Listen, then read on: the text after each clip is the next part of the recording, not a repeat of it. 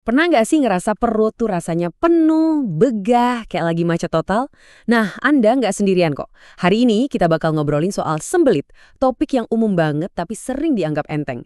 Kita akan bedah solusinya mulai dari yang ada di dapur kita, sampai kapan kita harus waspada dan bilang, oke, saatnya ke dokter. Pasti ya kan, banyak banget dari kita yang pernah ngerasain sensasi nggak enak ini. Perut rasanya kembung, nggak nyaman, seolah-olah sistem di dalam lagi mogok. Nah, perasaan macet inilah yang akan kita urai bareng-bareng. Oke, biar kita semua satu pemahamannya, secara medis, sembelit atau konstipasi itu bukan cuma perasaan gak enak aja. Ada patokan yang jelas loh, Anda itu dianggap konstipasi kalau buang air besarnya kurang dari 3 kali dalam seminggu. Eits, bukan cuma itu, fesesnya juga keras dan susah banget keluarnya. Jadi, itu definisi yang jadi pegangan para dokter. Oke, kita mulai dari solusi yang paling gampang dijangkau. Apa yang ada di piring kita? Seringkali sebelum mikirin obat-obatan, kunci buat melancarkan pencernaan itu sebetulnya ada di pilihan makanan kita sehari-hari. Nah, ini dia 10 jagoan super yang bisa bantu melancarkan pencernaan. Ada sayuran hijau klasik ya. Terus dari buah ada apel dan kiwi, katanya sih 2 buah kiwi sehari itu efeknya kerasa banget. Buat karbohidrat, coba deh ganti ke roti gandum, ubi jalar, atau oat. Jangan lupa juga ada kefir yang bagus buat bakteri baik di usus, plus chia seed dan kacang-kacangan yang kaya serat. Nah, yang menarik, serat itu ternyata ada 2 macam loh, dan cara kerjanya beda. Pertama, serat larut air. Bayangin aja dia kayak sponge di dalam usus kita. Dia nyerap air, bikin feses jadi lebih lunak dan gampang lewat. Contohnya ada di apel. Kedua, ada serat tidak larut, kayak yang di sayuran hijau. Kalau yang ini tugasnya lebih kayak sikat raksasa. Dia nambahin volume feses dan dorong semuanya biar gerak lebih cepat. Kuncinya, kita butuh dua-duanya biar lancar. Tapi ingat ya, serat itu nggak bisa kerja sendirian. Dia butuh tim. Ibaratnya serat itu mobilnya, nah air itu bensinnya, dan olahraga itu jalan tolnya. Tanpa cukup air, serat malah bisa bikin makin mampet.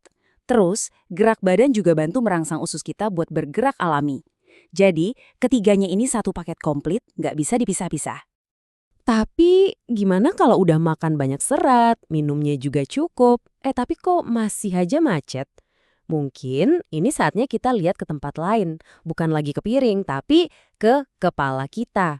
Percaya nggak percaya, ada hubungan yang kuat banget antara apa yang kita rasain di pikiran sama yang terjadi di perut. Ini dia kuncinya. Penyebabnya itu nggak melulu soal makanan. Kita sering lupa kalau stres itu pemicu besar masalah pencernaan loh.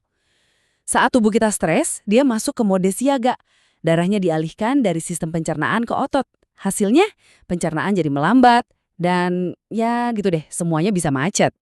Coba deh lihat data dari studi pada mahasiswa kedokteran ini. Kita semua tahu kan tekanan mereka tinggi banget. Hasilnya cukup bikin kaget. Hampir 7 dari 10 mahasiswa mengalami stres tingkat sedang sampai berat. Ini bukti nyata banget betapa stres itu jadi bagian hidup di lingkungan yang penuh tuntutan. Dan disinilah kita lihat hubungannya secara langsung. Tabel ini dari studi yang sama. Coba perhatiin deh baris paling atas. Dari 14 mahasiswa yang stres berat, setengahnya persis, 7 orang kena konstipasi. Studi ini nemuin korelasi yang signifikan banget antara tingkat stres sama kejadian konstipasi. Jadi ini bukan lagi sekedar firasat, ini beneran data.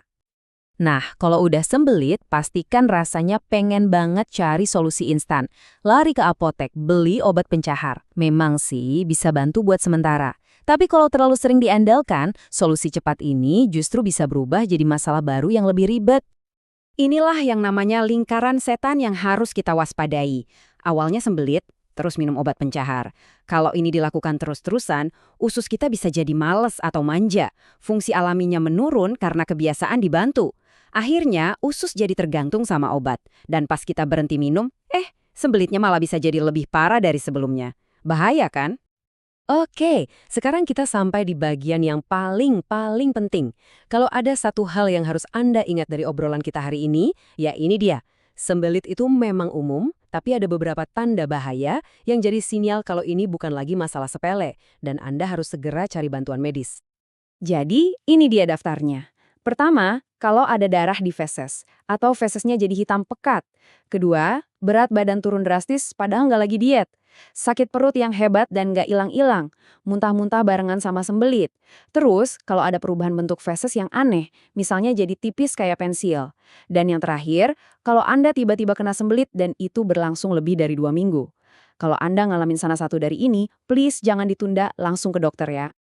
Pada akhirnya, tubuh kita itu selalu coba ngobrol sama kita. Sembelit bisa jadi salah satu cara dia ngirim pesan. Mungkin pesannya simpel, "Hey, tolong minum air lebih banyak dan makan sayur." Atau mungkin lebih dalam, "Kamu lagi stres berat nih, butuh istirahat."